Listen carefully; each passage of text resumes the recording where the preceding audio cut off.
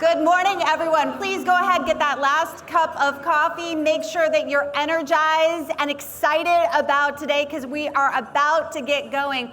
All of the important people are here.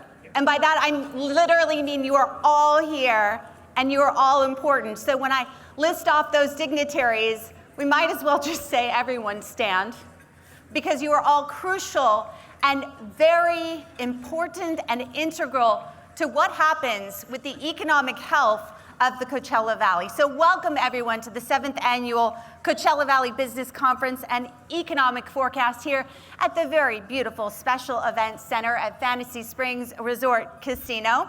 My name is Brooke Beare and I'm absolutely thrilled and honored to be your MC and your moderator for this morning. This is really a very, very exciting time to be here together, because we are all, I think, looking for clues as to what is coming next. What is going to happen in our economic forecast in the months to come? There are a couple key indicators that are happening politically, but I think what we do here is so important. You're here as the leaders of our communities and our cumulative prosperity. You are business owners. You are entrepreneurs, free thinkers, policymakers, and professionals, all with individual insights and experiences into the very unique market, which is the Coachella Valley. So today, we're going to provide you with some data-driven understanding and knowledge about our region's economic health, the current trends, and a fair and we hope very prescient outlook for the Coachella Valley. So thank you all very much for being here today. And thank you to championing the prosperity of our families, our communities, and our businesses. I'd like to get things started this morning by welcoming Mayor Pro Tem Glenn Miller up to the stage. He is going to be leading us in the Pledge of Allegiance. Indio, as we know, is a very bustling city, and it is the largest of our 9 cities in the Coachella Valley, and they are doing some great things to move it to the center stage of our valley. Glenn? Thank you. Welcome to the city of Indio and Fantasy Springs Resort Casino. If you could all rise, put your hand over your heart so we can pay homage to the flag of our country for all those who have protected it and have defended it in the past, the present, and into the future. You know the words. Please join me. I pledge allegiance to the flag of the United States of America and to the republic for which it stands, one nation, under God, indivisible, with liberty, justice for all. Amen.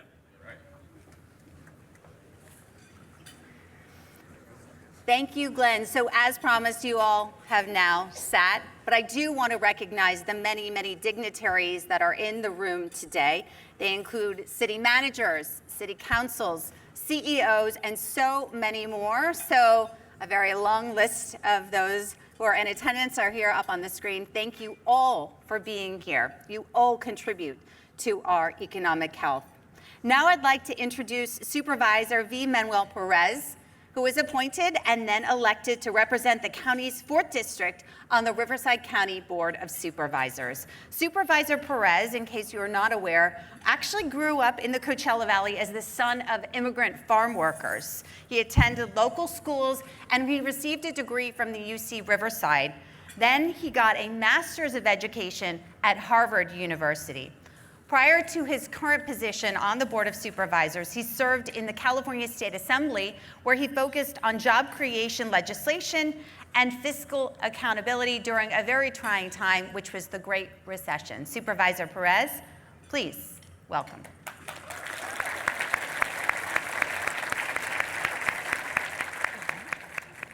You too. Yeah, thank you. Good morning, Brooke. Good morning, everyone. How's everybody doing today? I don't know, but where can you go to an event where you come for breakfast and get a classic Greyhound? This is sponsored by the county, isn't it? Bus boxes in the house. And then you can have a date with it. You're in Coachella Valley. Well, why not, right? That's what it's all about, featuring what we know, what we have here in our area. And I appreciate, obviously, all the good work that all of you do. You know, I just flew in from Sacramento late last night, so bear with me. But nonetheless, though, we're very happy and proud to be here once again. This is, I think, the 7th annual now, and Dr. Christopher Thornberg is here with us. There he is. Does an outstanding job. Let's give him a round of applause again. We keep bringing you back, Doctor, because you know what you're talking about. We love you. We appreciate what you have to say. And obviously, our Office of Economic Development, all our team, but let me just put a special shout out for Bob. Where's Bobby? Where's Bob? Hey, Bob. You're the one that's on the ground. Thank you so much. Now, in the past, folks, we've talked about what's going on with the county of Riverside, and obviously you're going to hear some of that. But I thought it'd be a little interesting if I went ahead and I asked every city, what is it they're most proud of? And asked their mayor. Now, bear with me. It might take a couple minutes. Brooke? I'm here to keep things running on time. But we'll be all right. Mayor of Palm Springs, Mr. Jeffrey Bernstein, he pointed to the Palm Springs International Airport Modernization Plan. Obviously, we're proud of our airport, but now knowing that we have so many folks coming in and out of the Coachella Valley, this airport with this modernization plan is only going to help us even more, secure more resources, more funding, obviously everything we need to continue to move forward and advance our efforts here in the Coachella Valley. $2.2 billion infrastructure project, complete with customs and immigration capacity. Desert Hot Springs, for Mayor Scott Mattis, proud of a new future fire station, 98, new paramedic program, and the groundbreaking of Station 98, and coordinating with the county as well to make this happen. Cathedral City Mayor Mark Carnival, proud of Dream Homes Park project, and as well, not only with the homes that are underserved there, but bringing in a new park, which is very much necessary in that area. You know, that area has been a tough area to live in over the course of many years in the past. I remember that area being a tough area, but now it's only for the better, getting better, obviously because of the leadership. Playground, athletic fields, dog park, CV Link, a connection to it. Rancho Mirage, Mayor Steve Downs. Highlights, obviously, who likes Disneyland? Who doesn't, right? Although it does cost a lot of money. But everyone likes Disneyland, obviously talking about story living in Disneyland, and as well, bringing in 37 acres of city-owned land for affordable housing. Congratulations, Rancho Mirage, on that effort. Mayor Karina Cantanilla, City of Palm Desert. She listed all kinds of good stuff going on out there, but I'll share maybe one or two here. She shared that 924 multifamily units are currently in construction, of which 614 are designated for income quality households. Congratulations. And as well, obviously, and Jan's been on this, everybody from the City of Palm Desert and everyone within the Coachella Valley, Cal State University, San Bernardino Palm Desert campus. One day, it'll be our own campus. Indian Wells, Mayor Greg Sanders shared with us the development of Miles and Highway 111, obviously bringing in as well more infrastructure to the area, but my understanding is more tourism through a resort destination site there in that specific site there. Ken Calvert actually secured $5 million for that, and thank you, Mr. Calvert, for that, Congressman Calvert, for bringing in those $5 million. City of La Quinta, Gem of the Desert, Mayor Linda Evans. When we reached out to them, she mentioned that they're proud of the upcoming reconstruction, resurfacing of Highway 111. And did you know that on Washington Street and 111, it is the busiest intersection in the Coachella Valley? On average, 38,000 vehicles each day. As a matter of fact, the commercial retail corridor of Highway 111 that runs through the city provides approximately 75% of the sales tax revenue, and very critical for Sunline Transit Agency. Indio Mayor Lupe Ramos Ameth is most proud of the public facilities being worked on, including the sports complex off Jackson Street, and as well the public safety campus, the fire station, and the new 911 dispatch building, and the public safety services office building which is near completion as well. Obviously, continuing the building of COD campus and the new library, which is important there in Indio. And the city of Coachella, my hometown, Mayor Steve Hernandez, notified us of receiving $32 million in new grants. These grants range from resilience centers to new parks to new housing, and obviously all those efforts are going to be very important moving forward. There's so much good work being done, ladies and gentlemen, but we're here to hear from the doctor. But nonetheless, though, you know what I'm most proud of? Besides the $100 million that we were able to work with CVWD to put in infrastructure so that we can have clean drinking water for our folks on the east side of the county of Riverside. I'm also proud of this here. I'm also very proud of our Firebirds. Go Firebirds! Yeah. Go Coachella Valley! And thank you very much for being here this morning. Thank you, Brooke. That was well worth the time. Okay, well, thank you so much. I wouldn't want to get you pissed off. That was terrific, because as he was listing off those achievements, you know how hard it was for those mayors and those city leaders to come up with just one. As he was saying it, couldn't you all think of all of the other things that they've been working on and doing over the last few years? And that's certainly something to be celebrated. So thank you, Supervisor, for getting us thinking.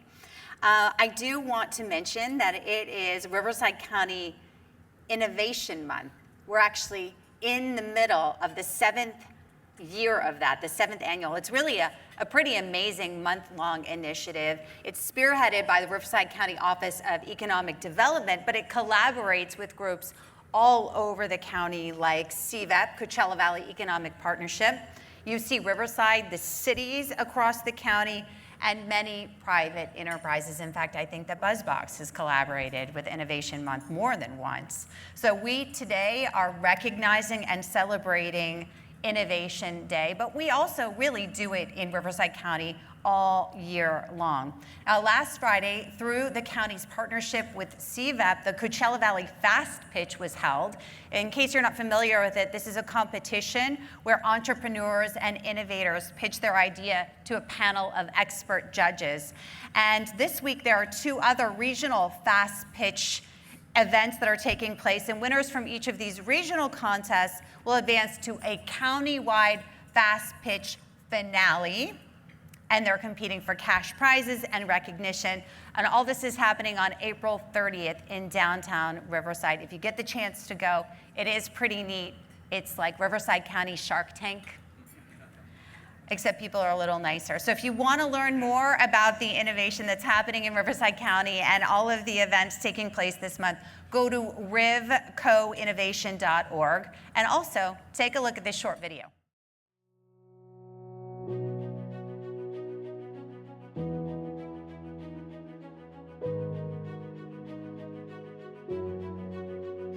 Welcome to Riverside County, where the spirit of entrepreneurship thrives and innovation knows no bounds.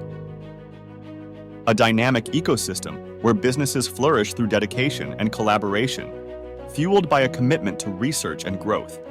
The county strategically positions itself as a focal point for clean energy initiatives, advancements in health tech and life sciences, ag tech, and climate tech. This is where global giants and visionary startups converge. Riverside County hosts a myriad of Fortune 500 and privately held companies, spanning over 7,300 square miles. Riverside County is home to a diverse range of industries and opportunities. Innovation has been woven into its history, from revolutionizing the citrus industry to today's thriving tech ecosystem. Its proximity to major economic centers like Los Angeles and San Diego, coupled with a highly skilled workforce and robust business support programs, make it an ideal choice for companies seeking growth. Today, a new wave of pioneers is making their mark in Riverside County, propelling it to new heights as a center for innovation. With a network of 9 innovation centers welcoming entrepreneurs and fostering growth, the possibilities are limitless. During April, innovators have the opportunity to join in one of the regional Fast Pitch events for a chance to move on to the Riverside County Fast Pitch Finale, offering cash prizes. Economic innovation is here in Riverside County. from inland empire to innovation empire. Join us as we embrace the future and redefine what's possible.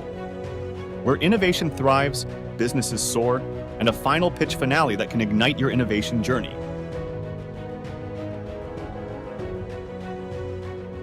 Good luck to all of those entrepreneurs down in Riverside on April 30th.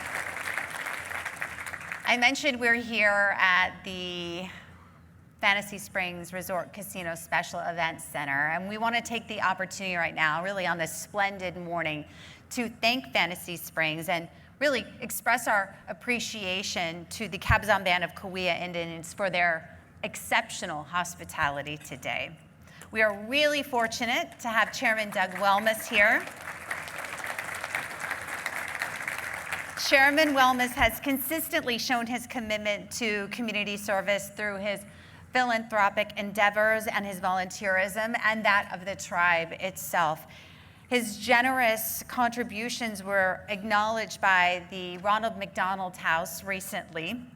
He's a respected member of the Four Winds Tribal Coalition, dedicated to supporting respected members of the tribe and underprivileged children in the Eastern Coachella Valley. And he also holds positions on the Keck Institute, the JFK Governing Board, and the East Valley Tourism Authority Development. So Chairman Welmas, if you could please join us up here on the stage right now.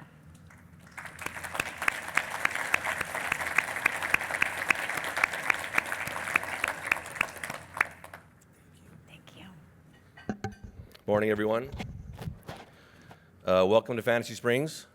I want to take a quick minute to give recognition to the banquets department here at Fantasy. As usual, they did a good job putting everything together. Food's great, so thank you.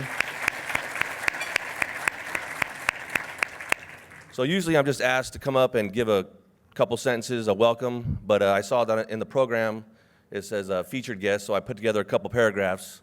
Get your money's worth, so I'll be brief. The economic implications of the energy transition are profound, touching every aspect of our society from job creation to wealth generation. As we shift towards renewable energy sources and modernize our infrastructure, there is a significant potential for economic growth and development, particularly in regions heavily reliant on fossil fuels. Investments in renewable energy infrastructure, such as solar and wind farms, not only reduce our carbon footprint, but also create new job opportunities in manufacturing, installation, and maintenance. These industries have the potential to revitalize local economies by providing stable, well-paying jobs that support families and communities. Furthermore, upgrading our infrastructure to accommodate renewable energy sources, such as improving power grids and transportation networks, stimulates economic activity by increasing efficiency and reducing costs. Modernizing our infrastructure not only enhances productivity, but also attracts investment, fostering a favorable business environment that encourages entrepreneurship and innovation. For tribal nations like Cabazon, embracing energy sovereignty and investing in renewable energy projects not only ensures self-sufficiency, but also opens up new avenues for economic development. By harnessing their natural resources and embracing sustainable practices, tribes can create revenue streams that fund essential services and infrastructure projects, improving the quality of life for their members and the surrounding communities. However, the economic benefits of the energy transition are not guaranteed and require strategic planning, investment, and collaboration. Governments, businesses, and communities must work together to overcome challenges such as financing constraints, regulatory barriers, and workforce development needs. By aligning incentives, leveraging resources, and fostering partnerships, we can maximize the economic potential of the energy transition and build a more resilient and prosperous future for all. Thank you.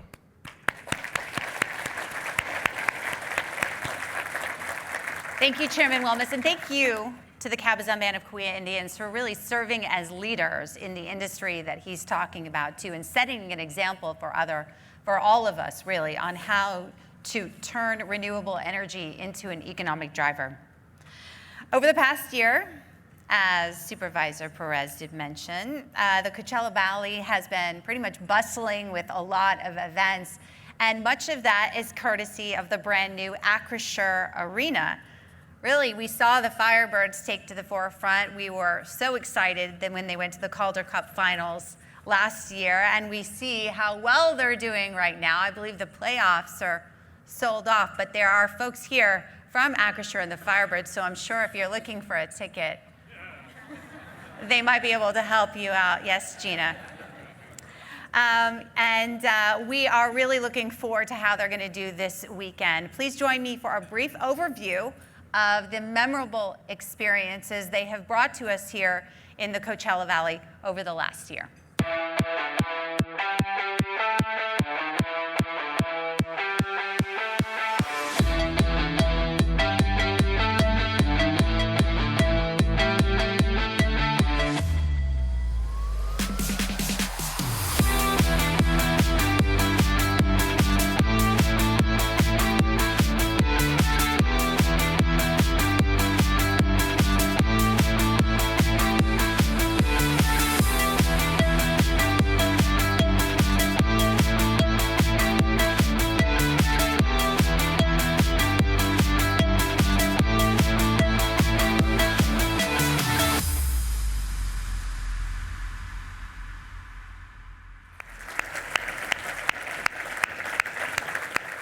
Acrisure really has become a place where we can all gather together. I know I was not the only one that I see in the room who was at the Firebirds game last night. So go Firebirds.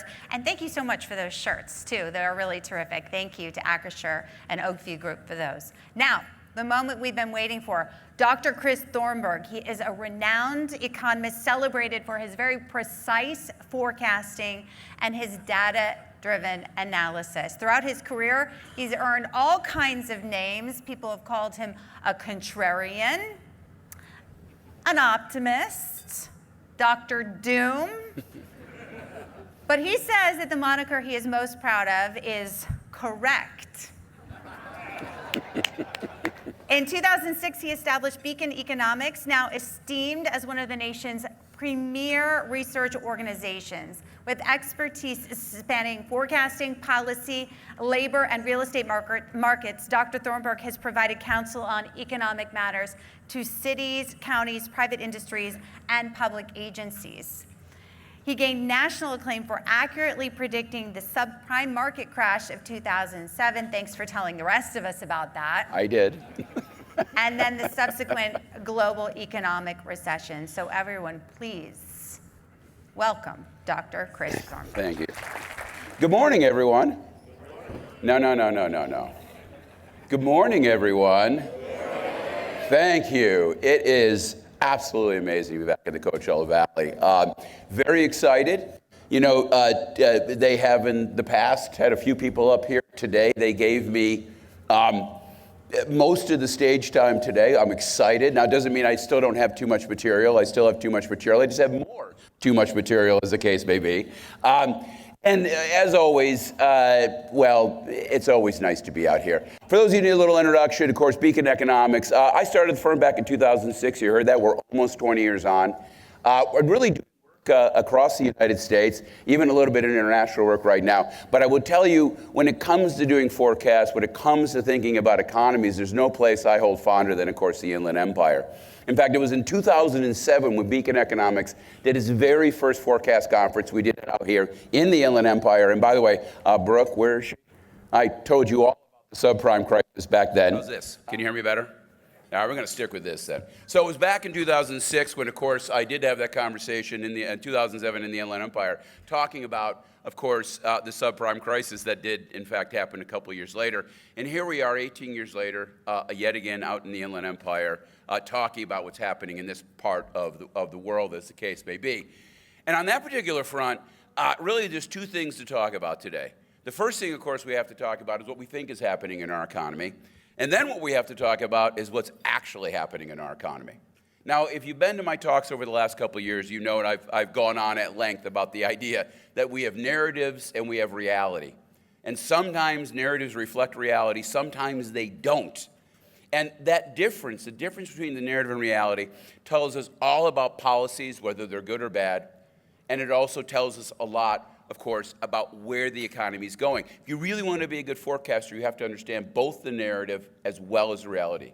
Now, at the very end of this presentation, because again, I already acknowledged that I have way too many slides, I will have a QR code. And when Brooke and I are doing a little bit of question and answer, you'll have an opportunity, of course, to get those slides by having your phone ready. You don't have to take pictures as we go through my presentation today. I will also point out that if you don't get the QR code, there's a young lady right up here at my table named Kristen. She actually kind of runs my speeches. She's in charge of managing me. You can go up, you can both apologize to her for having to deal with me on a regular basis, and then, of course, also get the copy of the QR code from her. So, with all that being said, let's jump right into the narrative. Here we are. It is April 2024, and it has been an interesting 18 months, at least, of course, from the point of view of the narrative.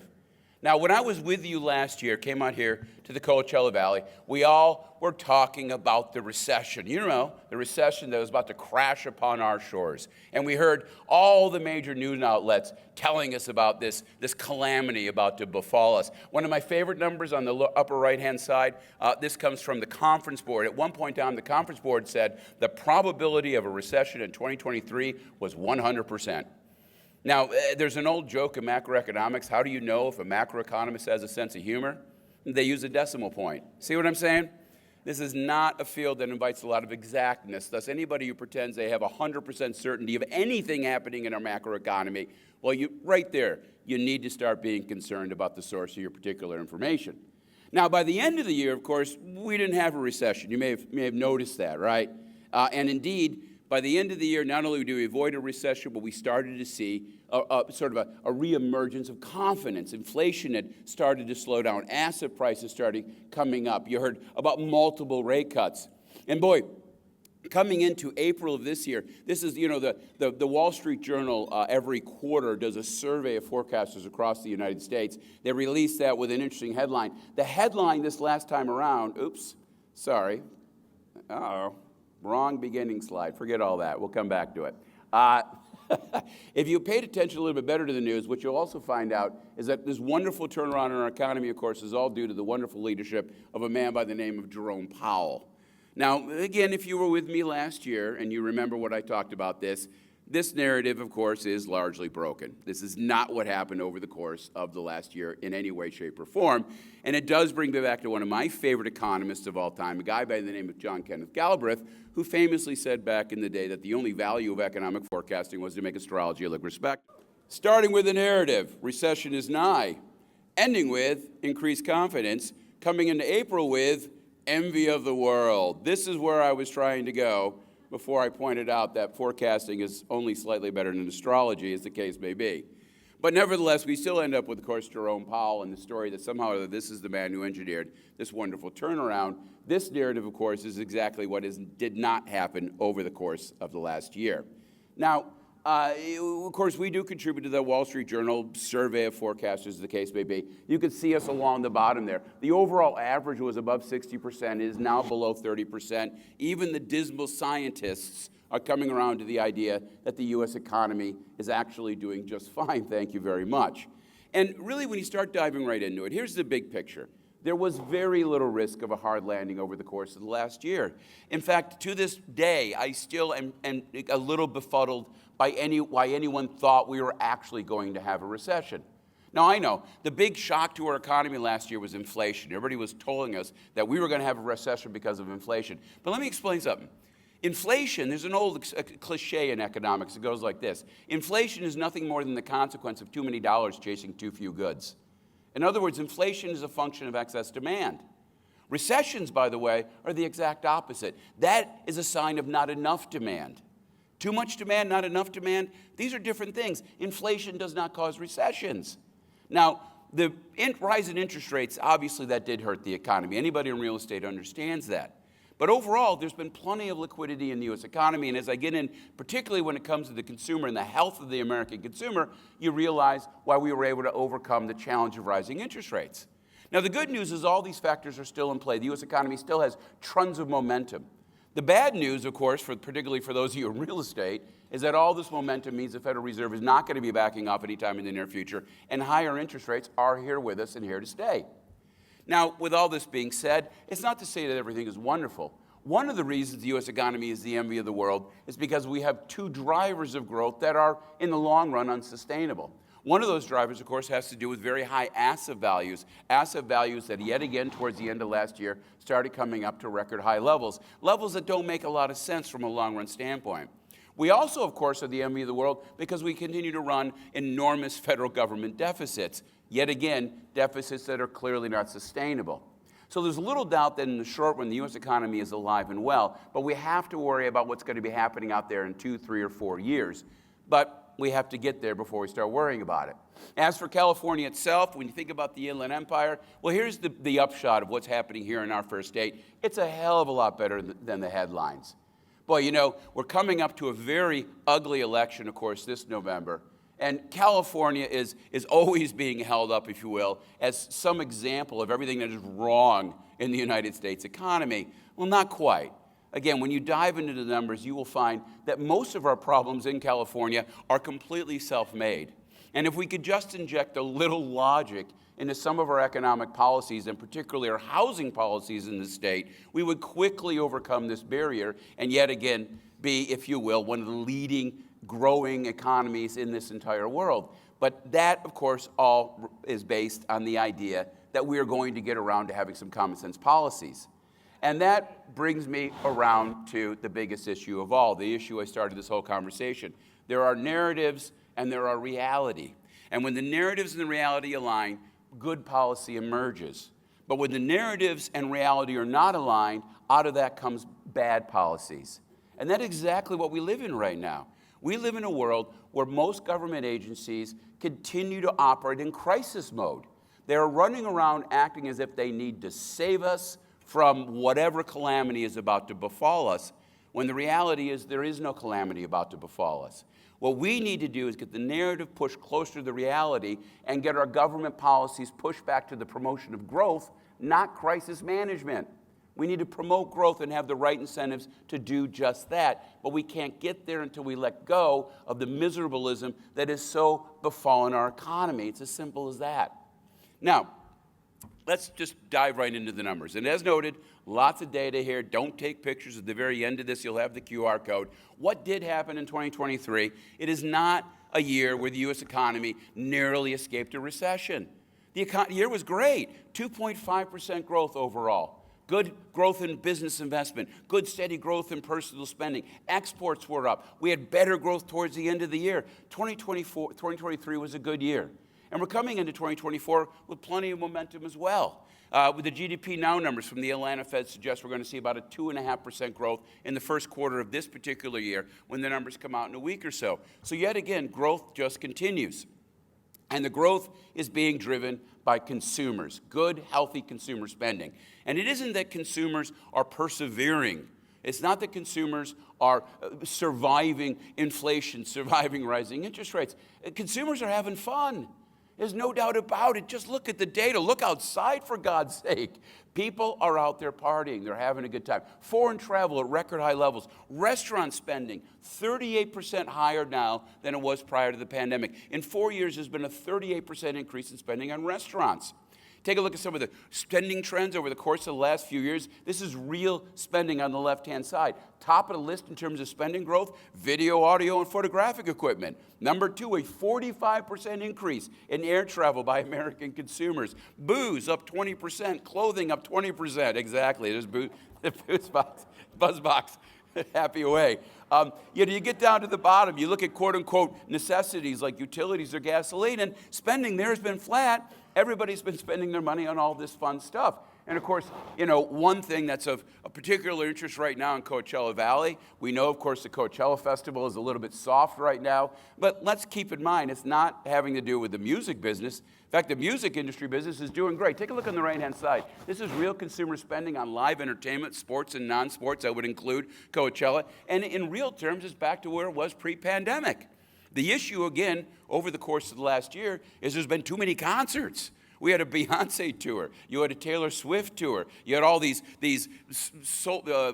solstice concerts underneath the solstice that happened a couple weeks ago. It's about one too many concerts, as the case may be. And that's what's going on, not that people are out there partying. And going back to the booze data, yeah, it's like we're back to the roaring 20s. It's the Great Gatsby all over again. Booze spending is 20% higher than it was 5 years ago. Now, there's a little bit of good news. The big surge in alcohol consumption happened right at the beginning of the pandemic. We all sat at home, drank alone. Now we are out in restaurants getting drunk with each other. It's a much better circumstance, much better. Nevada, gaming revenues, all-time high level without a full return to the convention business. It's unbelievable. As for overall consumer debt, the numbers aren't bad. If you look at the overall portfolio of consumer debt, delinquency rates are half of what they were 5 years ago. Half. Yes, I know we have a couple numbers in credit card debt that look a little bit worrisome, but that's a tiny share of things. If you look at overall, Archie, how about foreclosures and bankruptcies? Half of what they were 4 years ago, and 4 years ago, they were at record low levels. This is not an American public that is suffering in any way, shape, or form. And you see that out here as well. For example, we have seen a little bit of softening of taxable sales out in the Inland Empire, but they're softening after a couple of years of an enormous increase in those same taxable sales. And on the right-hand side, if you take a look at the county and state pool and business and industry, look at those huge growth rates for Riverside County. Well, these numbers are up because of all these warehouses. Remember, you get paid taxable sales from where the warehouse is located when you're buying stuff online. But it isn't just that. Restaurants and hotels are up 33%. Auto spending out here up 30%. Building and construction's up 40%. There's a lot of things happening. There's a lot of spending going on out here in the Inland Empire. Now, as for hotels itself, yet again, a little bit of softness. We know out here in the desert, you've seen a decline in occupancy rates. But yet again, context. The little bit of a softening you've seen is largely due to the fact that Americans are going abroad, but we haven't quite gotten our full allotment of foreign visitors back to the United States, as the case may be. Keep something in mind that while things are a little soft in hotel space out here right now, that's only after the Coachella Valley saw one of the greatest surges in overall top markets and RevPAR across these major markets in the Southwest right now. So yes, a little bit of softening, but at that very, very high level. And if you look at Coachella Valley spending, yet again, very steady numbers over there. You can see how the numbers have softened just a bit, but significantly higher when they were for a couple of years ago. And look at who's top of the list. Indio, of course, some enormous growth in terms of infrastructure and new businesses in Indio, and you can certainly see it in those taxable sales numbers. The labor markets are still tight. Yes, they've cooled off a bit, but we still have 1.4 job openings for everybody looking for a job right now. 1.4 to 1. Prior to the pandemic, it was about 1.3 to 1. By the way, if you go to coming out of the Great Recession, for about 5 or 6 years, there was less than half a job opening for every person looking for a job. So labor markets are still strongly in favor of workers. And you can certainly see it in terms of the bounce back in overall worker earnings growth. Earnings growth in real terms, inflation adjusted, is running about 3% year over year right now. That is a good, steady number. That is a sign of a healthy labor market. And if you look out here in Coachella Valley, yet again, good, steady numbers. There are 170,000 people employed here in Coachella Valley. 7 years ago, it was 160,000. More people working out here. The unemployment rate still very low at 6%. Average weekly wages in Riverside overall, about $1,100 right now, again, significantly higher. These are good data. Business investment is up. Corporate incomes are steady. Even the housing market. We know housing, of course, is absolutely in the tank. We've seen some of the lowest amount of overall existing home sales we've ever seen.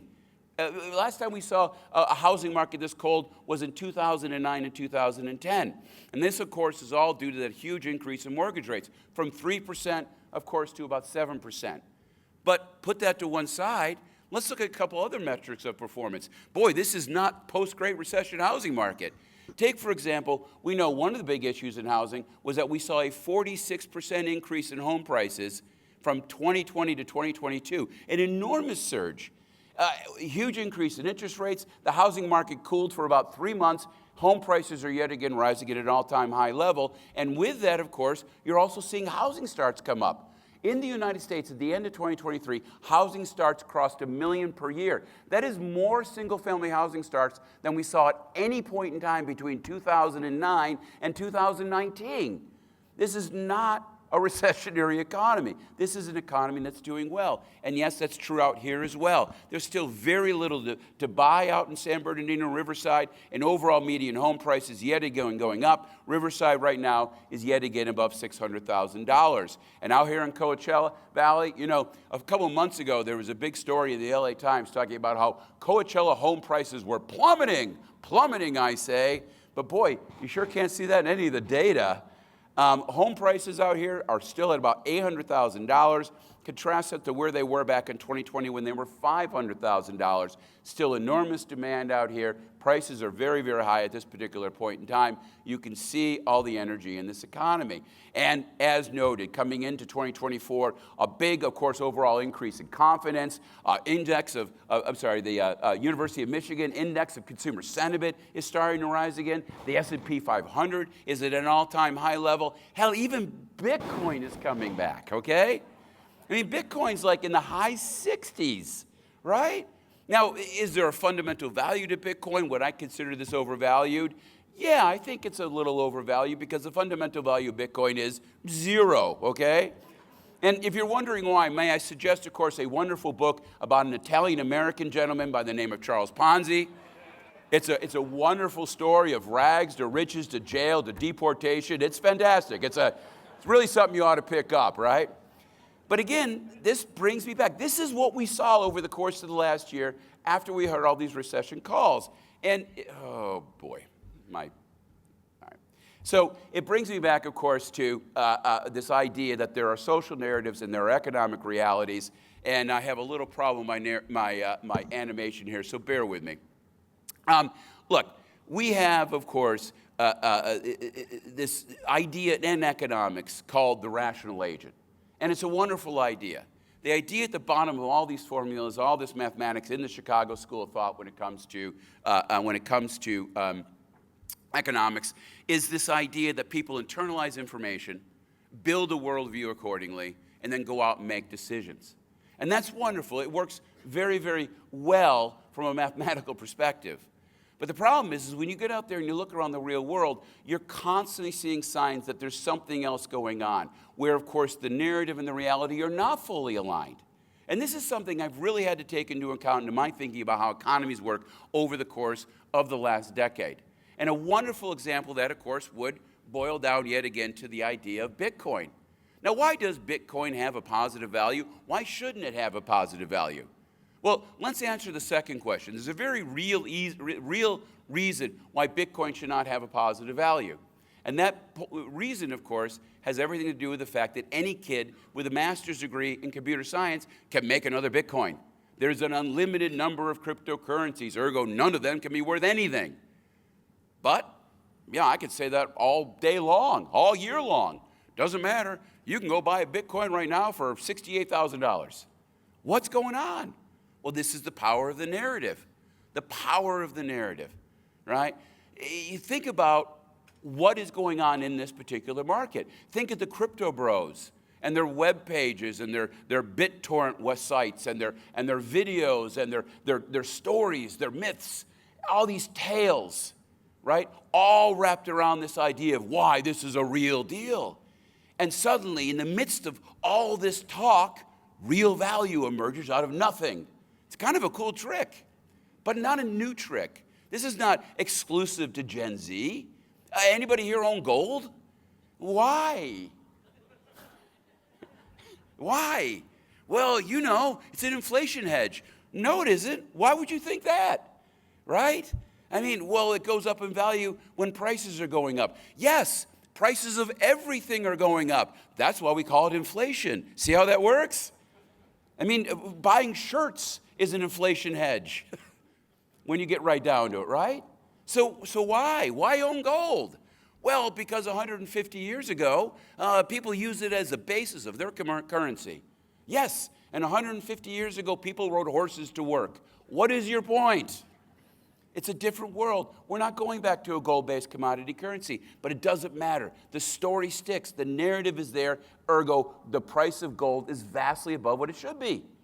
Now, on the other side of the fence, there's plenty of examples of things that are economic realities that are not part of the social narratives. I would love to share it to you, except for my damn graphic is in the way. By the way, one of those things out there has to do with the unsustainable federal deficit. Now, look, you probably know the numbers, $1.8 trillion deficit. It's going to be growing because of the rising cost of carrying debt and Medicare and Social Security. In other words, we have a real problem on our hands. But you know what? It's not part of the social narrative. And I say that because it is obvious it isn't part of the social narrative. Let me ask you a simple question. We know this is going to be a contentious election this particular November. But when people walk into that voting booth and they're picking an R or a D, do you think that they're picking an R or a D on the basis of which party has a better plan to deal with the deficit? No. There's 100 other reasons why you're picking an R or a D, and the deficit is not it. And I know that. How do I know that? Because neither party has a plan to deal with the deficit. Let me explain politics, particularly at the national level. Politics is the game of chasing the right narrative. And the reality is, if it's not important to us, it's not important to them. Now, some point in time, it will become important. At some point in time, it will be unsustainable. What happens then remains to be seen. But right now, we're ignoring it, which is why we're not doing anything about it. And we're not going to do anything about it until it actually becomes part of our narrative. Now, of course, there is the point in the middle where social narratives and economic reality overlap. And one of my favorite examples on that has to do with Ticketmaster. Ticketmaster's been ripping us off. That is both social narrative and economic reality. Now, my story was, well, why aren't they doing anything about it? And guess what? They just started to. So, yet again, when the narrative and the reality align, things start to occur. This is the critical issue to getting policy lined up with what we truly need as a society. Now, you see narratives skewing interpretations of economic news, narratives at the root of economic bubbles, narratives driving these bad policy choices. Hey, Schiller wrote this book, Narrative Economics, talking about just this. We have to pay attention to narratives, or you can't really understand what's going on in the economy. Absolutely. Now, by the way, nothing new has been said. Everything's been said before. We all know that. One of my favorite California philosophers, of course, is Will Rogers. And Will Rogers said over 100 years ago, it isn't what we don't know that gives us trouble. It's what we know that ain't so. What was he talking about? Broken narratives. Yet again, things we know that aren't so. This is where things start to go wrong. And, you know, over the last really 15 years, since I started my company, I would argue that the primary narrative in our nation has been one of miserableism. No matter how good things have been over the last 15 years, there is somebody out there who explained us how bad it was. And you really saw the consequence of this when it came, of course, to the pandemic itself. Now, the pandemic was a scary time. We know that. We were locked inside for a year. Millions of people passed. It was a scary time. But as far as economic cycles go, it really wasn't that big of a deal. Now, I know there are people who disagree with this statement, but you don't have to look too far to figure it out. We have a number, we call it potential GDP, and we can compare that to actual GDP. The output gap is a good estimate of what a recession is. We're not producing as much as we could be or should be. Well, on the left-hand side, I'm showing you the output gap over our last two recessions, the pandemic recession and the Great Recession. And the pandemic recession, yeah, in that first quarter, it was terrifying. U.S. economy contracted by 10%. We've never seen anything like it. It was the deepest recession ever. It was the shortest recession ever. It lasted 8 weeks. By June of 2020, it was obvious the economy was roaring back. By the third quarter, the economy was fully running back, and we were fully healed by the first quarter of 2021. It was a one-year business cycle. The Great Recession was a year and a half to hit bottom and 7 years to full recovery. That was a bad recession. This was a giant blip. But don't let reality intrude on a good narrative. Congress was positive the end was nigh. The U.S. economy lost $1.2 trillion in output or income, depending on how you want to count it, as a result of the pandemic. In return for our trouble, Congress unleashed $6 trillion of fiscal stimulus, $5 of stimulus for every dollar of lost income. That's $50,000, by the way, for every single American household. Now, where did they get all the money from? Well, the Federal Reserve, because all that money was largely generated by printing brand new cash. We don't call it printing money anymore. We have a fancy term for it. We call it quantitative easing. But it's the same thing. You're printing money $5 trillion in brand new cash. That led to a 40% increase in M2. That in turn set off these financial markets, will led to a 35% increase in household net worth, and that's roughly $300,000 per household. Gee, I wonder why consumers are on fire. They got piles of cash and piles of wealth, and that's exactly what drives inflation.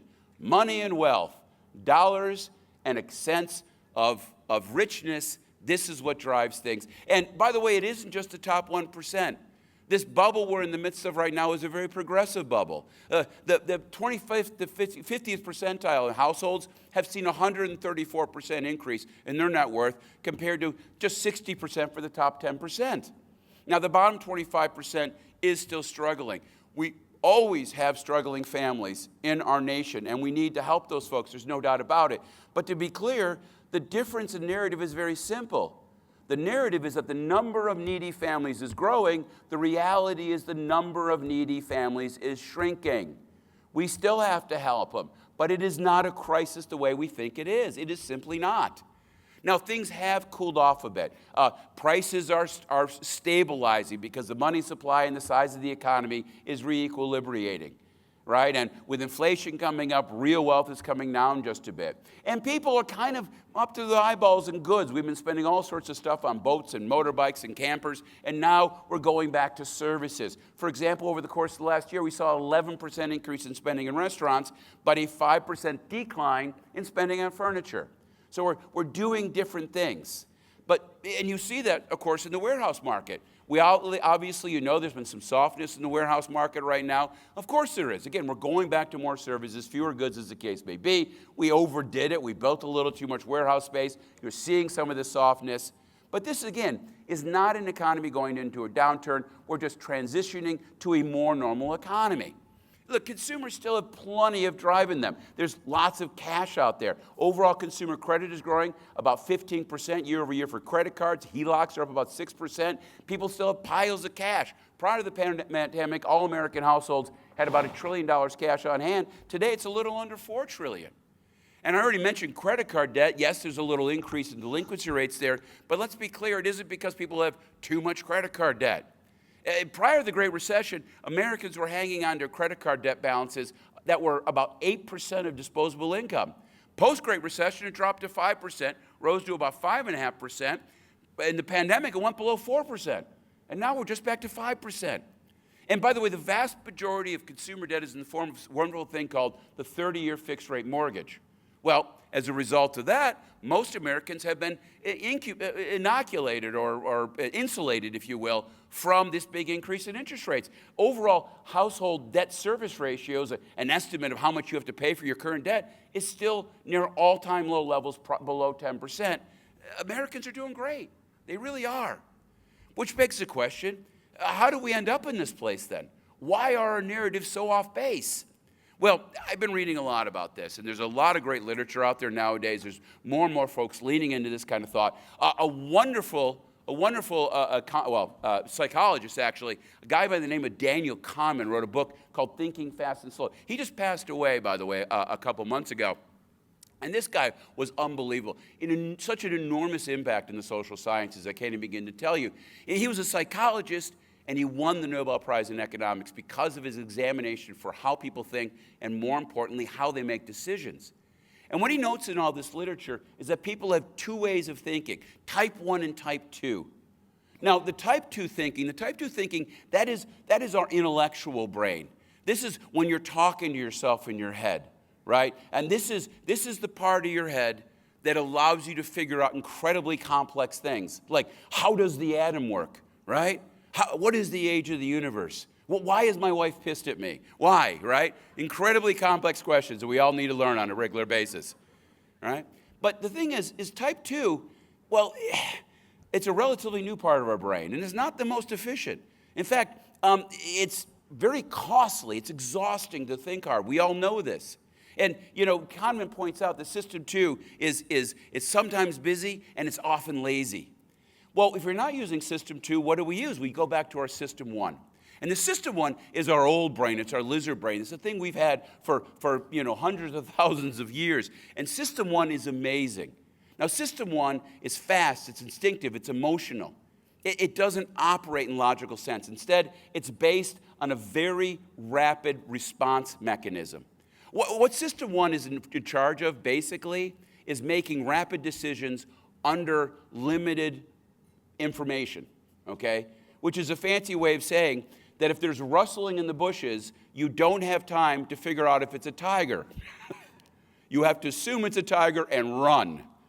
Now, later on, your type 2 may kick in and figure out what was actually going on there in the bushes. But that type 1 system, because it's designed to be rapid, it takes shortcuts, and those shortcuts lead to potential biases. And the type of biases involved, we call them cognitive biases. Right? And there's a whole list of them. I could spend 2 days going through cognitive biases. But I'm going to talk about one cognitive bias to give you a sense of what I'm talking about. And that, of course, is an optical illusion. Now, take a look at these 2 lines. You probably have seen this before. And the story is which horizontal line is longer? I'm going to ask you down here. Which horizontal line is longer? What do you think? What's that? The upper line is longer. Great. Type 1 thinker in the audience. I love that. See, if you were a type 2 thinker, you'd be like, you're only asking me that because they're the same length. See, that's strategic.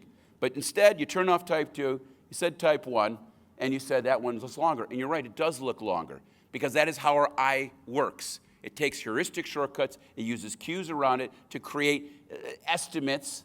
But here's the answer. Take a look. If you get rid of the sides, they're exactly the same length. But your eye will tell you they're not the same length when we add in these different cues. And this is the key. What happens when you're using your type 1 system is the information that goes into your brain can be biased in subtle ways that can change about how you think about the world. The story here is very simple. We don't think as much as we think we think. Too often when we rely on this type 1 system, it biases the information, and as a result of that, we start skewing our interpretation of the world. And there is no better example of this than this nonstop nonsense in the paper about inflation. It does make you think, wow, inflation's really bad. Hey, take this. This was one of these surveys that came out a couple of years ago. 85% of Americans are feeling the impact of inflation in day-to-day lives. Right? Typical headline you've seen over and over, how terrible and tragic inflation is. Go to the second bullet. A similar number, 88% said inflation has impacted their spending at restaurants. Now, I just showed you the data. Restaurant spending is 38% higher today than it was prior to the pandemic. It's 38% higher.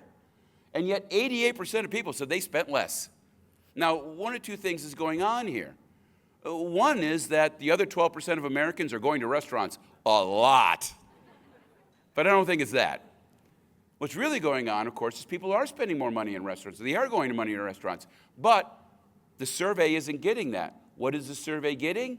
Surveys collect narratives. They don't collect reality.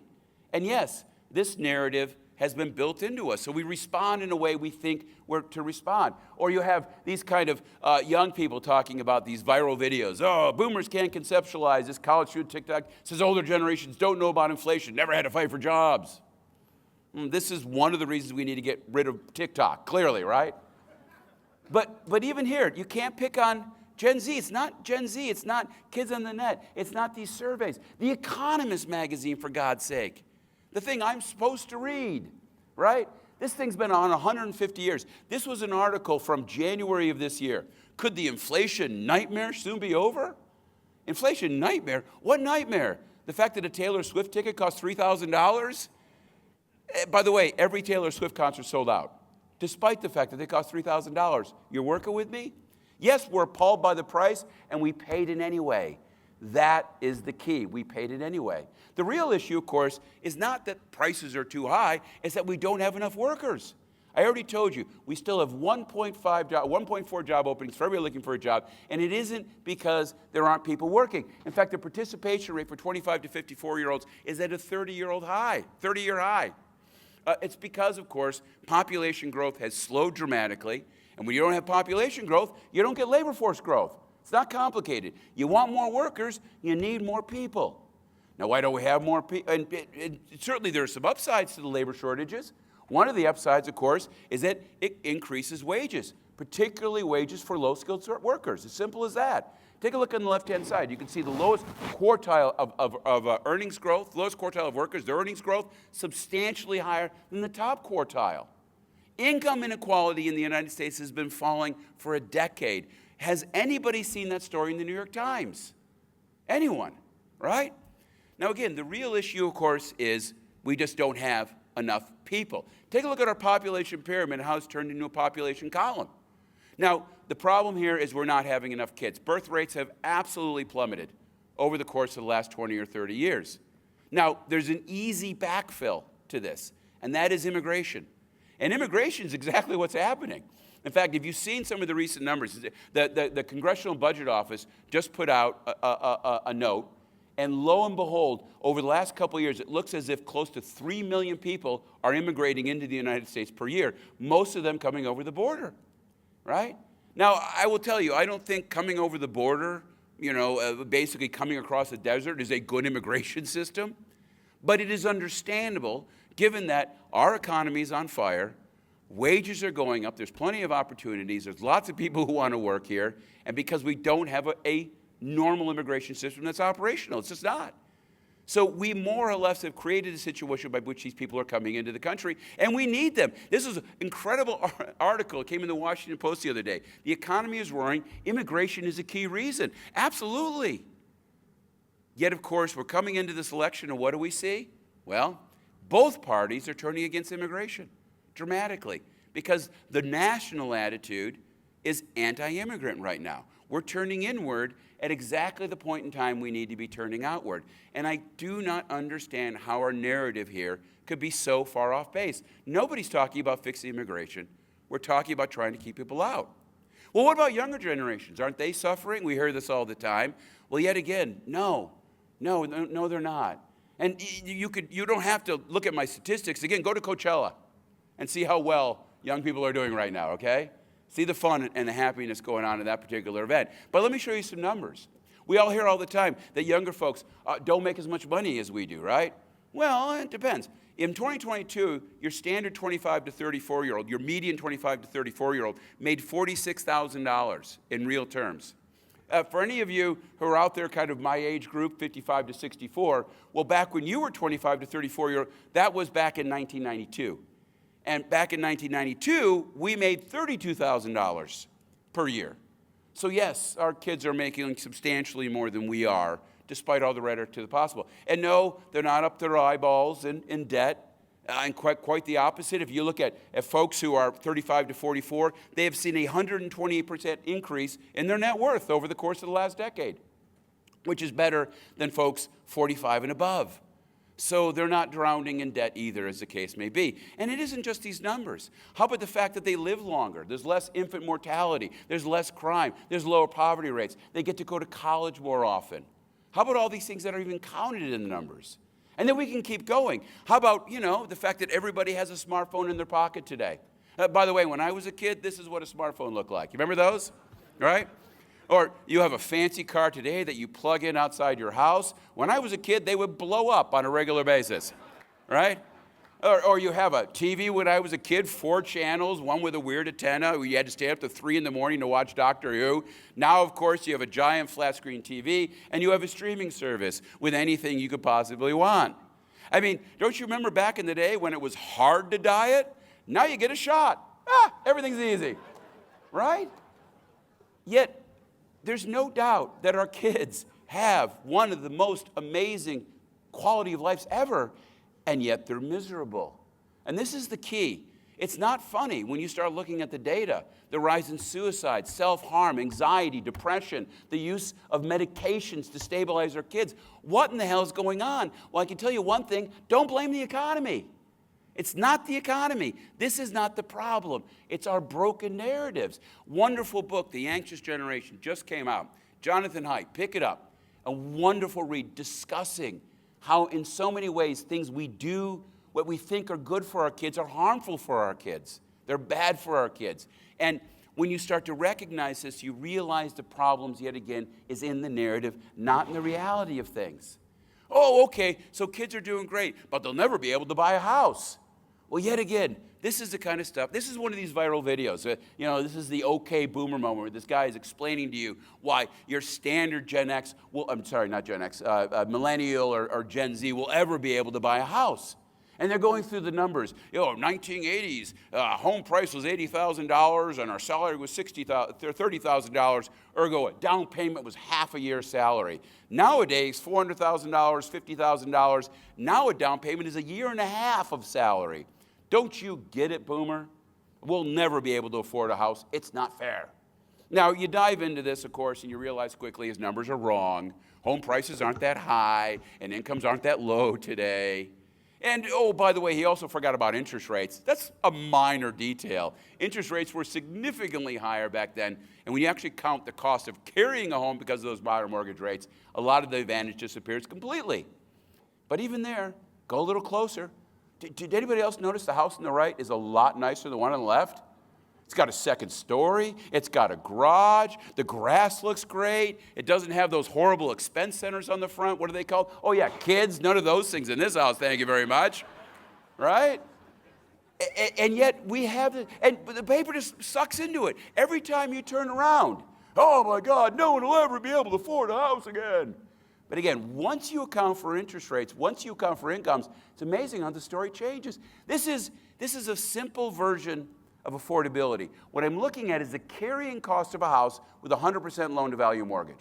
Okay, and I'm comparing it to the median income of a household. Well, it turns out, take a look on the left-hand side, it turns out that, of course, overall, housing just went through the period of the most insane affordability we've ever seen.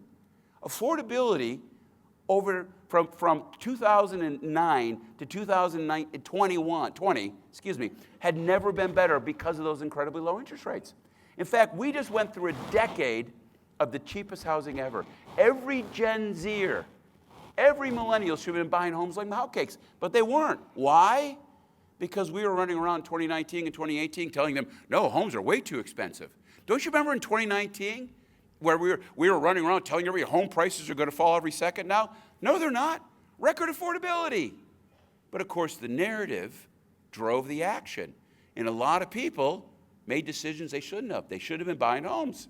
Now, housing, of course, got really expensive over the last couple of years, largely because the dam broke in late 2020. All that money, those low interest rates, and all those people who were waiting for home prices to fall finally said, we're not waiting anymore.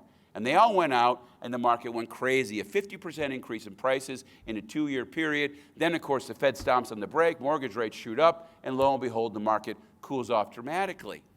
But again, the story of our market today, or story of our housing market, is completely different. Yes, there are incredibly few transactions going on out there.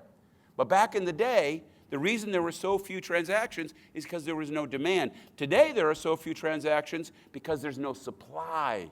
There's nothing to buy. And part of that is because, well, think of all these people who are locked in on a 30-year fixed-rate mortgage of 2.75%. They're not going anywhere. But the bigger issue is not only did the narrative prevent millennials from buying homes when they should have, it also prevented, of course, builders from building homes they needed to. The reality is today in the U.S. we have a housing shortage across the board. Housing vacancy rates are at a record low level. And this is one of the reasons why the new home market is coming back, because we don't have enough houses. We don't have enough houses.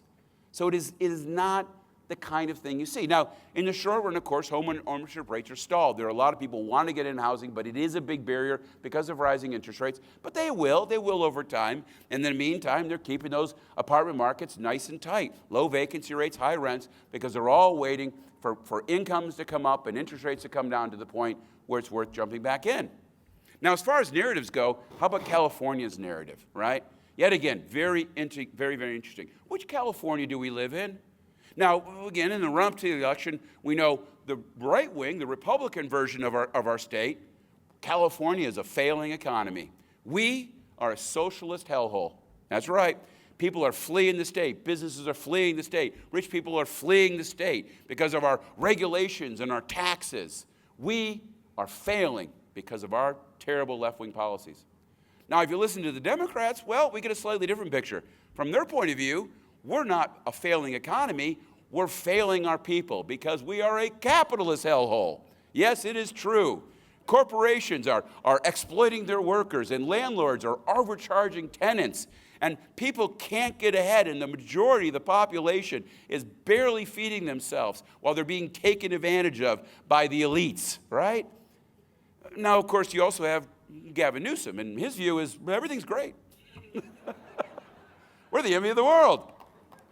Now, it is really weird. Which California is it, people? Now, none of these are exactly right, but believe it or not, if I had to choose, if I said one of these is closer to the truth than the other ones, it's the governor's view. The governor, yes.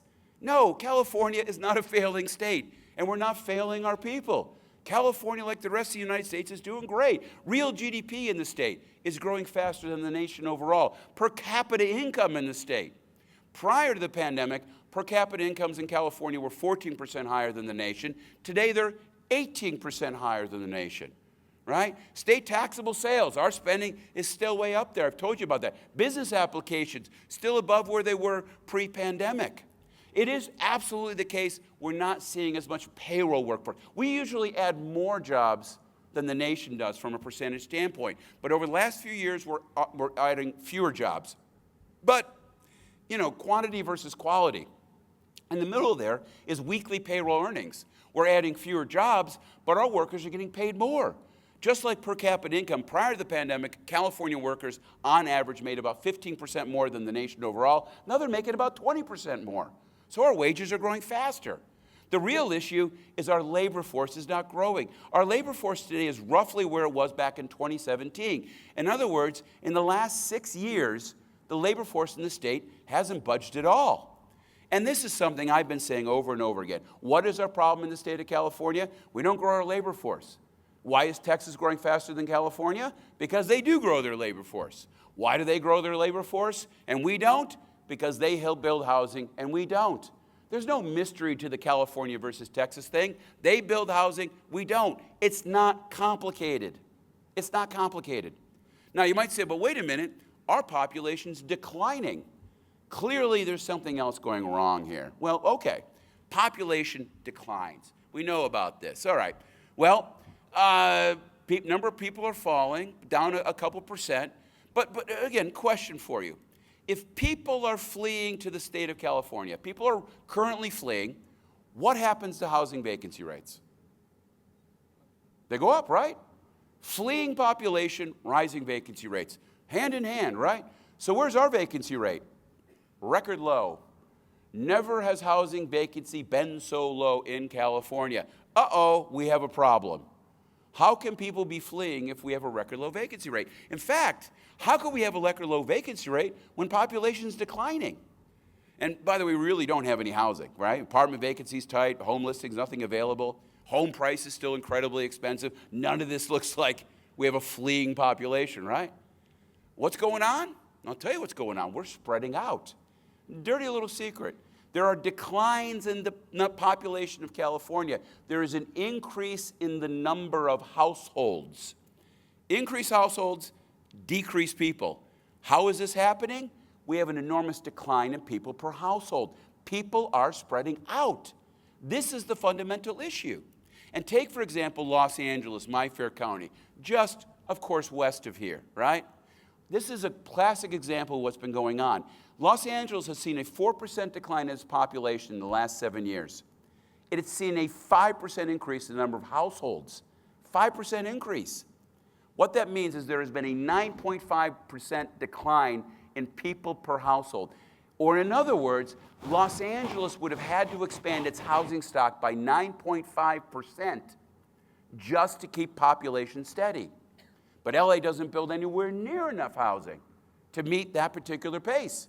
So the net result of this, of course, ends up being that as people are spreading out, someone gets forced out. They get pushed out.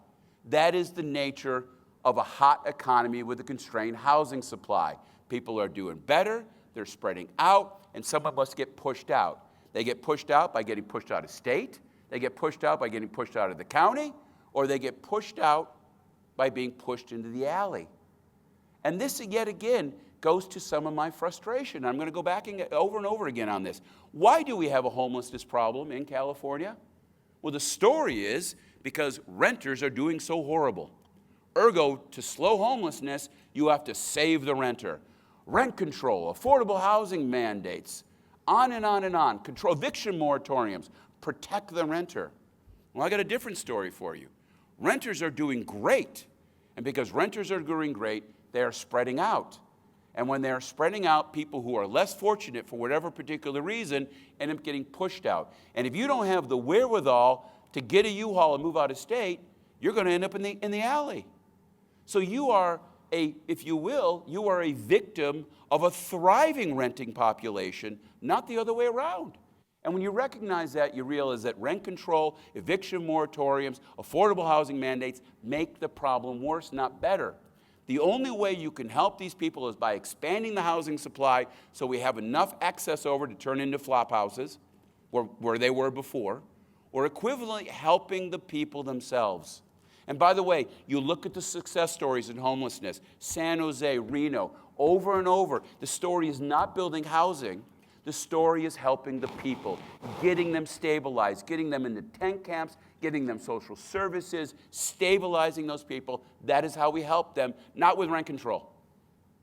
Rent control causes less supply, which makes the pushing out problem that much worse. Now, why are we spreading out? And why is the economy continuing to grow? Well, all kind of part and parcel. Because when you have a constricted housing supply, what ends up happening is you have lower skilled families, lower paid families, families with kids, people who are sensitive to housing prices. They're the ones choosing to move out. Whereas the ones who are moving in tend to be younger, more educated, higher income, and they don't have kids. And all of that changes, of course, how our economy is operating. For example, you could see, again, people without a high school degree moving out, people with a graduate degree moving in. And you can see the impact on the state's population. More people with a bachelor degree, fewer people with less than a high school degree. Lots more old people, fewer young people. Household incomes continue to rise. California's household income today is above $80,000, which, by the way, is 15% higher than the nation, which is the highest gap it has ever been. Our state is doing fantastic. California's poverty rate is at a record low level. In the last 4 years, poverty rates in the state of California are record low level. And you just see these numbers, it's unbelievable. Yet what do we hear? Oh, a third of Californians are living in or near poverty. This came from the PPIC the other day, which is an institute that I actually have a lot of respect for their folks. Why are you saying this? And by the way, well, we changed our definition of poverty. Okay, well, if you change your definition and go back in time, where are we? We're at a record low level. Yet again, the trends are important. Instead, they discuss levels to scare you, to make you think things are terrible when they're not. Or equivalently, we got to save the workers by raising their incomes. We just got our $20 an hour minimum wage. Remember that? I kind of do. Yeah, you remember, I did a report on this suggesting that, there's going to be a big increase in food prices when they raise the minimum wage up. By the way, that's exactly what's happening. California prices for fast food are going up faster than anywhere else because we continue to focus on raising wages through mandates as opposed to what we really need to do, which of course is building more housing. Now, why do we have this enormous budget deficit, by the way? Well, this is the easiest possible thing to understand ever. This was completely predictable. This state loves high income taxes and high income earners. What that means is we internalize the asset price cycle. Whenever asset prices go up, that causes a bunch of high income people to become that much richer, and they pay a lot of taxes. In the late 90s, huge increase in asset prices, huge surge in revenues, and when, of course, the asset bubble inevitably subsided, huge deficit. Same thing happened in the run-up to the Great Recession. Ergo, this time when asset prices started shooting the roof and the state started talking about their $100 billion surplus, it was obvious to see what was on the other side of this. One thing I want you to keep in mind, as we work through this deficit, one thing to keep in mind, it is not an economic problem. It is not a revenue problem. It is a spending problem. They increase permanent expenditures on the basis of temporary revenues. General fund expenditures are above 7% of state income. That is the highest they've ever been. This is our problem. It is a spending problem, not a revenue problem. Don't let them convince you anything otherwise. And of course, when you're looking around the state, who's ahead, who's behind? I've been using this for years. This is an op-ed about the Inland Empire and how terrible and tragic things were. I would have thought by now, with all the data, there would be a different attitude. The other day in the LA Times, where is the nation's lowest job growth? Look no forward than rural California. And of course, the central part of the state in general is doing absolutely terrible. Well, yet again, that may be the narrative, but the reality is completely different. The inland parts of the state are by far and away the fastest growing parts of our state. In the last 5 years, the fastest growing economy in the state is Stockton.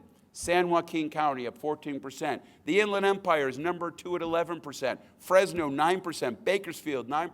Modesto 8%. Sacramento 7.7%. It's not till you get to San Diego that you see a major coastal economy. The inland parts of the state are where you are seeing growth. Why? Well, where is there available housing? On the inland parts of the state. It's as simple as that. And of course, it's housing growth, population growth, leading to labor force growth that has been, for many, many years, the big source of the strength that has really been this dominant economic engine called the Inland Empire. One of my biggest issues, of course, out there is that labor force growth has slowed a bit, but not as much, again, as in other parts of the state. And if you took a look at the jobs out there, I've already mentioned, of course, the slowdown of the warehouse space. You can see the logistics jobs are down 2.2% on a year-over-year basis. But keep something in mind. They're still 27% above where they were pre-pandemic. So the sector is subsiding a bit. What's interesting, as soon as you saw, of course, logistics, manufacturing subside just a little bit, who'd leap forward? Healthcare, education, government, construction. All these other sectors were starved for employees. Now that there's a little cooling in that dominant source of employment growth, logistics, other parts of the economy are still just sucking up very rapidly. What you see here is all the symptoms of an economy that continues to be mainly constrained by a lack of available workers. And out here, you haven't seen anywhere near as dramatic of demographic changes. Yes, the number of young people are dropping, but not as rapidly as the state of overall. Number of old people is growing out here, but not as rapidly as the state overall. When you think about what's happening in the Inland Empire, obviously this is an economy that is really growing up in a lot of ways. It's becoming more sophisticated, more educated, a lot of good paying jobs, and a lot of good, well-paid households moving into the era. Unbelievable numbers. You see it in the wages. You could see it in the share of the population in Riverside County that has a subprime credit status. Much lower now in Riverside than it was just a couple of years ago. Right now, about 26% of the population. Back in 2019, it was 30% of the population. Good numbers. And household incomes. If you take a look at where we are here in the Inland Empire, overall household incomes are now above $80,000, in other words, matching the state overall. Not quite as high as San Diego or Los Angeles, as the case may be, but look at the big growth, particularly at 150K. And on the right-hand side, a little bit of a distribution, some of the cities out here. Moreno Valley, for example, up 40% over the course of the last 5 years. San Bernardino City, up 35%. Temecula, 27%. Incredible numbers out here overall. And you can see it, of course, not just in overall incomes. You can see it even in the pattern of spending. Some of the biggest increases in spending, consumer spending, are in the inland parts of the state. There's more new restaurants in the Inland Empire in Sacramento than there are in the entire Bay Area over the course of the last 5 years. Because, again, there's so much consumer spending. And that's true out here in the Coachella Valley as well. You could see all the spending, all the taxable sales coming from drinking places and food services. Ultimately, it is not about housing affordability in the state. It is about housing supply. It is about housing supply. And that is the one place the state has truly failed us. For all the conversations about unleashing, if you will, the home building community, it hasn't seen it happen. The state continues to approve about 10,000 permits per month, just as simple as that.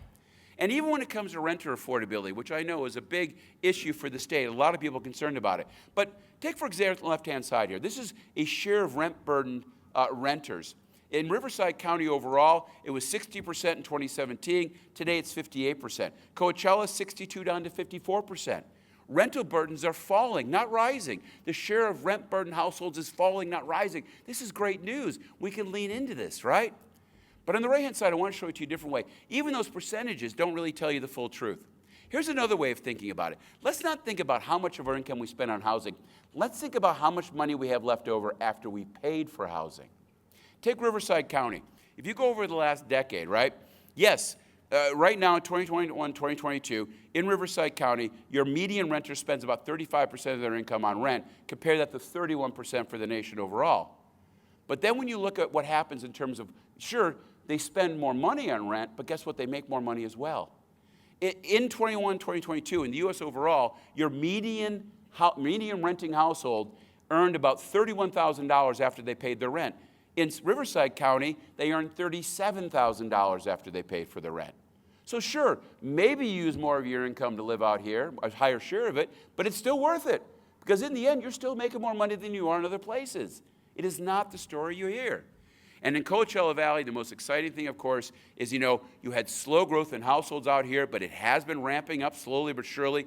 Good, steady numbers here. Coachella labor force continues to grow. This is so important. Look at all the great things going on out here, right? All the new activities. These used to be a place that people would go for the weekend or they'd go to retire.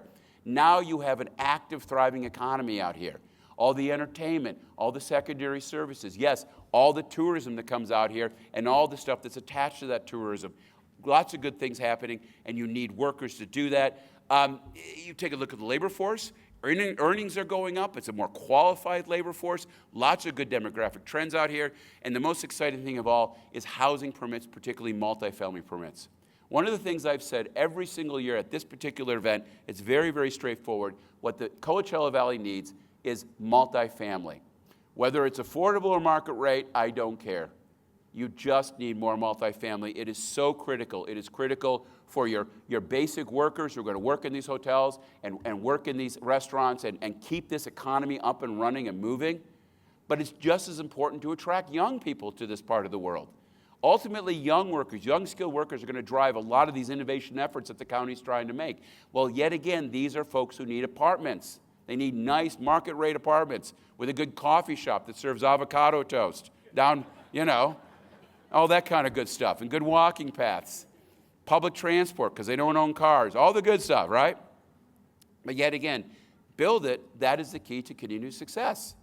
Now, the weirdest narrative of all has to be, of course, the narrative about inflation. We know that the Federal Reserve itself created it through too much money supply, as the case may be. Ultimately, inflation is a monetary phenomenon. Now, what's interesting is that's not what the Federal Reserve is talking about. From the Federal Reserve's perspective, they have this really strange idea that inflation is driven by some exogenous shock. It's now being driven by expectations, and it's causing substantial harm. This is why, of course, they continue to have their foot on the brake pedal. And that brake pedal is still absolutely there. They're not going to cut anytime in the near future. Now, it doesn't matter because the consumer's alive and well. If the consumer's alive and well, the rest of the economy will adapt to these higher interest rates. It's as simple as that. But, of course, in the meantime, it is keeping credit tight. And that is one thing that everybody here needs to keep in mind. Interest rates are going to be higher. And it is going to be harder to get debt out there. There's no doubt about it because of the Fed's ongoing actions in terms of quantitative tightening and keeping that federal funds rate high. But, of course, the other part of it has to do with the fact that the federal government itself continues to be in the midst of a spending binge. Just like our government, we are in the midst of a huge increase in overall government spending. This is not sustainable in the long run. We need to fix this, but nobody's really talking about it. But the key to this whole thing, of course, is when you start thinking about interest rates, where our economy is going, there's no doubt, of course, that even if the Federal Reserve did, in fact, start to cut the federal funds rate, the only thing they start doing is unwinding the yield curve. Interest rates are going to remain higher longer. There's going to be ongoing pressures with our federal government. But ultimately, it doesn't matter for the next couple of years because the consumer is alive and well. The consumer will continue to push this economy forward. That is the primary driver of things. So wrapping it all up, here's the big key. We're coming up to this election. We know it's going to be contentious. There's going to be a lot of ugliness around it. And the dichotomy between our two candidates couldn't be starker. One presidential candidate, the United States is a failing nation that's descending into a cesspool of ruin. I'm going to guess which one that is. Anyone want to guess? Guess? Anyone? Anyone? The other candidate, on the other hand, says our future is brighter. The American people are writing the greatest comeback story ever told, right? So one says we're going into the woods. One says we're coming out of the woods. Which one's right? Well, the answer, of course, is neither of them. We were never in the woods. We were never in the woods. The economy's fine. We're not a crisis economy. But we can't seem to get that out of our heads. We are not a crisis economy. Excess demand causes inflation, not recessions. Higher rates offset by high liquidity. Consumer demand will continue to be strong and continue to keep the economy forward, particularly here, of course, in the Coachella Valley. As for California, again, we're missing the point.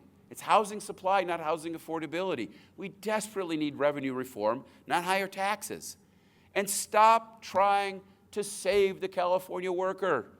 You know, this $20 an hour minimum wage, I don't think the end is nigh. And probably if our McDonald's burger is a little more expensive, it may make us a little bit more healthier in the long run, right? But let's put all this to one side. What are we doing? Do we really think we're helping workers by giving them an extra $1 an hour to work at that dead-end job? And when you think about where California is really suffering, where we're really struggling, it's the mid-skilled workers who are the ones moving out of the state.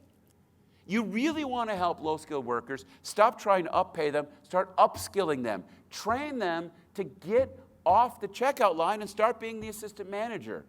And then take her to the next step and train her to own her own damn franchise. That is how you help people, all right? And that is how you help the state. You need to stop trying to fix our economy and start just get out of the way over and over and over. You know, I mean, even out here in the Coachella Valley, you need more multifamily. If it's affordable, great. If it's not, that's great too. And by the way, if you're going to continue to grow and have more people, you need roads. You need infrastructure. You need electricity. And all of these things need to be fixed. You need to get out of the way and let the economy grow. But you can't do it when these narratives are broken. And that's the key. Look, I understand there's some medium-term risks, but the real issue is the narrative is running amok, and with it, this political chaos is in its wake. Our forecast for this year is remarkably boring. It's last year. And that's true for the Inland Empire. It's true for the state of California. It's true for the Coachella Valley. Because the economy's fine. It's our narrative that is absolutely broken. And the only way we're going to get things back aligned on a policy standpoint is to get the narrative back in line, of course, overall with the reality of things. And that's what we all need to do. That is what we all need to do.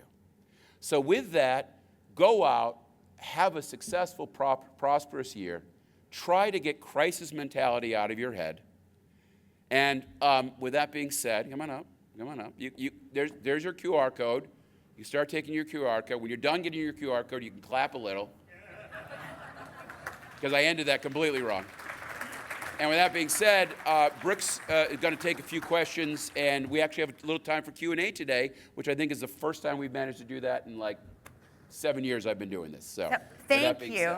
Thank you, Dr. Thornberg, for that and kind of dispelling some of this narrative that we talked about. When we talked about all of these different entities that you cited, and you're the one who's doing the deep dive into all of this, but how can we as individuals determine the difference between the narrative and the reality, other than booking your ticket for next year, which I'm sure Bob Wright will be very happy to all commit to it again? That's a great question. A couple ways, okay? First of all, one of the things that we all have in common, you know, and I meant to kind of end up on this point, but it's a good time to bring it up. One of the issues is why our narrative's so sticky. I think that's a better way of putting it. Because all the time, we are confronted with different narratives. And the question is, it's which narratives do we internalize and which ones do we not? Which ones we just kind of reject? And a lot of that all starts with our own kind of personal biases, as the case may be. We're very easy to dispel narratives that we don't initially agree with. And that's particularly true if these narratives become part of our social construct. I take one of the things I've said here. I probably pointed out, if you didn't catch this, that both income and wealth inequality are falling in the United States. They're falling here in California. Now, you would think that our state leaders would find that good news. But if I go to Sacramento and I tell them, hey, guess what? Income inequality and wealth inequality are falling, and housing burdens really aren't all that high, they don't see this as good news. They throw chairs at me. Well, why? Because, you know, there's a lot of literature on this, and what it goes down to is this, is who we are as a function of our own personal narratives. And when our personal narrative, who is part of who we think we are, is attacked, we don't think, oh, maybe that person has a point. I need to look into this. Instead, we act like, oh, you're attacking me. How dare you? Well, this is something we all do. So the first thing we all need is figure out where our own personal biases are, left or right, and try to push those down. Don't let our sense of self interfere with your ability to toss through things. The second thing I can tell you is be curious. Be curious, not skeptical. Skeptical is aggressive. If I tell you to be skeptical, that means when someone tells you something, you're going to go, well, why did you say that? Be curious is, well, where did you get that idea from? Okay, can we look at some data? Go investigate where stuff is coming from. Do a little checking. Don't immediately internalize stuff. Be curious. That helps a lot. So get rid of our biases, be curious, and then last but not least, try to get everybody around you to be the same way. Because we all have to do this to make it work. It's, you know, we get frustrated when we feel policy is off base, but we want to blame the political leaders. But again, the political leaders are out there trying to capture what we think. So we have to get those, we have to appreciate that. We have to change how we think to get how this world changes overall. So anyway, that is it. Terrific. I love that too. And trusted, vetted sources of information, you still have to be curious about. Yeah, exactly.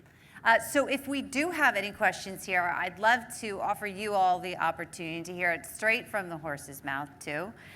This is not, as he said, an opportunity that we get very often. So go ahead and raise your hand. We do have a roaming microphone as well. Or I for can just anyone repeat it who's if you're up brave front. enough. Nope, nobody's going to rescue me? No, here we go. All right, Fred Bell is over here too. Let's see how quickly we can walk over there and hear from him. Yep. Government fees and exactions in housing, like development impact fees and stuff like that, Yeah. are a huge cost Yeah. to builders. How do you deal with that in your forecasting? Yeah, I mean, why don't we build enough housing, right? And there's two reasons for that. One is there's not enough land because of zoning. And two is whenever we do have the land, we make it insanely hard because of all the cost and fees and everything else. And that was the question for those people over there who might Yeah. have The heard question was, you know, what about impact fees and everything else? And it does make me crazy. Just take, for example, the idea of impact fees, right? Impact. What are impact fees, by the way, if you're wondering? Well, impact fees are this thing local governments have started to take up. And the whole idea here is they're going to charge you money when you build housing because they're going to take that money and assign it to affordable housing thing. Now, why would you do that? And the argument is, work with me here, the argument is that building housing makes housing more expensive. That's the basis of an impact fee. Building housing makes housing more expensive. I'm sorry, supply and demand? Building housing makes housing cheaper. So when you have impact fees, you make housing more expensive to build, thus make less of housing, thus make it less affordable. You're not moving anything. So that's why I get very frustrated. And again, even the concept that you could say out loud that building housing makes housing expensive, and you could say that with a straight face and make a state policy on that basis, this is the kind of stuff that, yeah, makes an economist's hair curl, particularly mine, as the case may be. But that goes back to what I was saying. As opposed to creating a system by which we don't allow any housing to get built, and then turn around and try to fix the lack of housing with all sorts of new rules and regulations, we'd be a lot better off if we just got out of the way in the first place. Here's a simple rule that would solve so many housing problems in the state. How about we take every single piece of land in this state that is zoned retail, and we're going to rezone it mixed use. Boom, problem solved, mic drop. Because you would take all this retail land that is currently struggling, and you would turn it into this monumental asset for the state. Why don't we do it? I don't know. You'd have to ask the good people of Sacramento. Yes, sir, back there.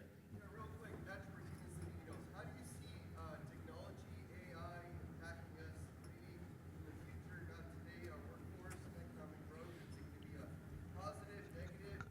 Right, AI. And of course, AI, the furor over AI today brings me back to the very beginning of my economics career back in the late 90s. Anybody remember the new economy?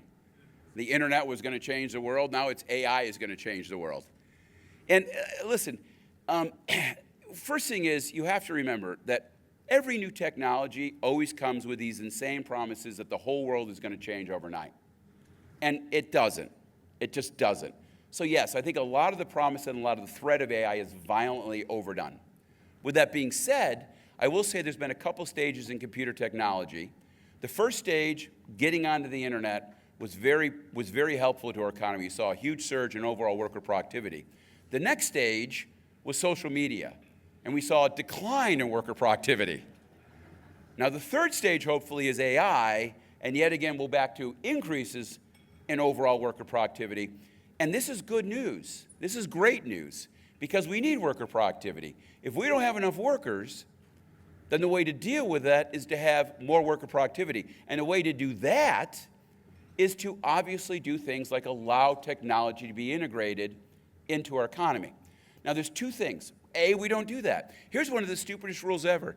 Did you know that farmers in California cannot use tractors that are guided by satellite? You have to have a driver. Well, why do we have rules that prevent our tractors from being self-driven like they do in the Midwest? Why do we do this? Anyone? Couldn't possibly tell you, right? But the more important thing, and I think this is a great place to end, the more important thing is to think about what this means for kids. One of the ongoing stories is that AI is going to steal all our jobs. Well, okay. And the automobile was going to steal all of our jobs, and the machine was going to steal all of our jobs, and automation was going to steal all of our jobs. We heard this over and over. And what happens in the back end is it doesn't steal our jobs. Rather, jobs change. They change to integrate technology, making the worker both more productive and more wealthy by getting higher income. And we create a whole new suite of new services that people can enjoy as a result of the increases in productivity. Now, what does this mean for kids today? And this goes back almost to the old idea of this upskill versus uppay. Another great book, The Coddling of the American Mind, he points this out. It's an old expression, and I love this. But he says, we have to prepare the child for the road, not the road for the child. And what that means is, we live in a world of constant change.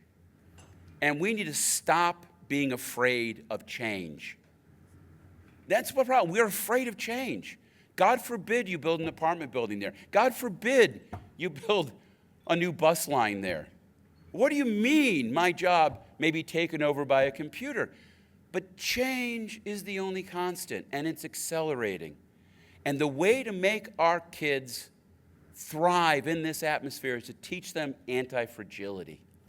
Don't teach them a skill, teach them how to learn so that their entire life they can be flexible and change and shift and move with the tide and be successful no matter where the technology takes us. That is how you make happy, successful children, not trying to freeze the world in some time and place. So we all need to adapt to change. And that is probably the most important narrative I can give you today. Don't be afraid of it. Embrace it. Go out, thrive, enjoy this amazing economy called the Coachella Valley, because this is truly in a renaissance period. You are in the right place at the right time. Enjoy. Thank you for having me yet again. Thank you.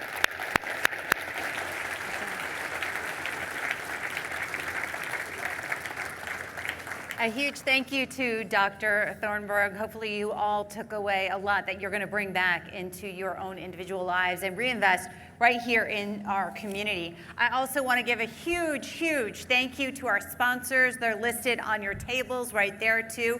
Our local cities and our local businesses. Your support really does make this event. It's your ability to share the knowledge that you have gained here and bring back into your own lives, which is going to make our economy continuing to be such a success. So thank you all for your attention and for being here, and have a terrific day.